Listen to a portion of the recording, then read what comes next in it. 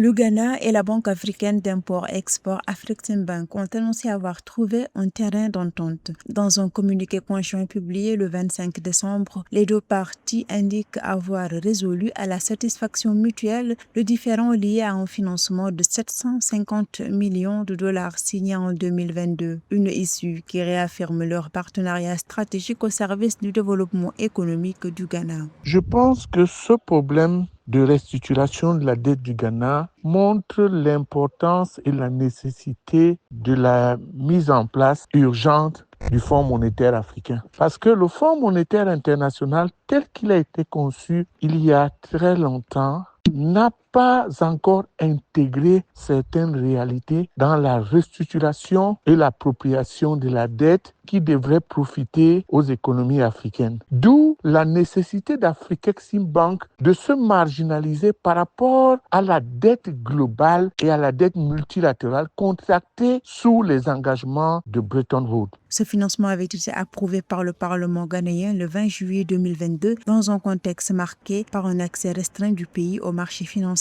internationaux. Les fonds ont été décaissés en 3 tranches dont 187 millions de dollars, 193 millions d'euros et 332 millions de dollars, assortis d'un moratoire de 3 ans avec des maturités de 7 et 10 ans afin de soutenir la stabilité budgétaire et économique du pays d'Afrique de l'Ouest.